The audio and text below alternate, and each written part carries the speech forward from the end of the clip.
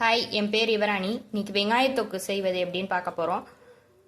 எண்ணெய் ஊற்றிருக்கேன், கடுகு, வெந்தயம், ஜீரகம், காஞ்ச மிளகா இதெல்லாம் போட்டிருக்கேன்.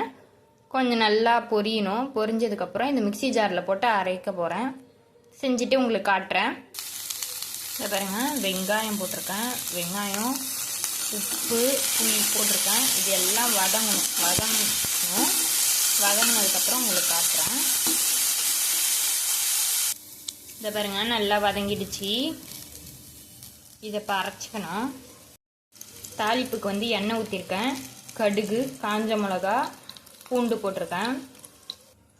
கடுகு, வெந்தயம், ஜீரகம், காஞ்ச மிளகா வறுத்தோம்ல, அதை அரைச்சி வச்சுருக்கேன். இப்போ அந்த அரைச்ச விழுதை போட்டிருக்கேன். வெங்காயம் விழுது அரைச்சோம்ல, அது போட்டிருக்கேன். கொஞ்சோண்டு பெருங்காயம் போட்டிருக்கேன். இப்போ எண்ணெய் நல்லா பிரிஞ்சு வரணும். பிரிஞ்சு வரப்ப ரெடி ஆகிடும். பாருங்க, எல்லாம் எண்ணெய்லாம் திறந்து வந்துடுச்சு. வெங்காயத்தொக்கு ரெடி ஆகிடுச்சு.